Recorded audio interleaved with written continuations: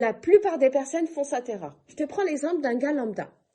Il veut sa maison, un petit coin de paradis. Après des années de travail acharné, il signe son crédit de 25 ans, pensant enfin avoir trouvé la stabilité. Il se voit déjà dans son salon, une tasse de café à la main.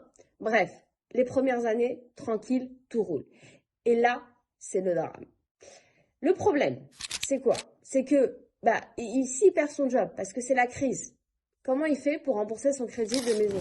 Sa maison, elle, il faut tout le temps qu'elle soit payée. Tandis que si il était locataire, il quitte son appart peut-être un peu trop cher et il va à la campagne dans un petit bien, un 9 mètres carrés par exemple, qui lui permettrait de survivre le temps qu'il retrouve du boulot. Mais là, il est coincé dans sa maison et là, vous allez me dire, mais au pire, il vend. Mais bon, s'il perd son taf, c'est que potentiellement, probablement, c'est la crise. Donc, si c'est la crise au niveau du travail, ça risque d'être la crise aussi au niveau immobilier. Donc, il ne pourra pas vendre. Et il se retrouve coincé avec une maison qui coûte cher. Parce que, en tant qu'investisseur, tu n'as pas ce problème-là.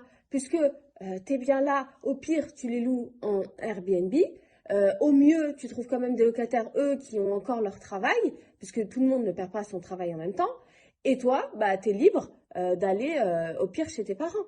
Et si tu n'as pas de parents, tu es libre d'aller dans un petit bien à 9 mètres carrés le temps que tu retrouves du travail. Donc, vous voyez la différence? La maison, c'est un fardeau. Et c'est pour ça que la moralité, c'est qu'une maison, c'est bien, mais il ne faut pas que tu laisses ta liberté dépendre d'un crédit. L'immobilier doit te libérer et pas te contraindre.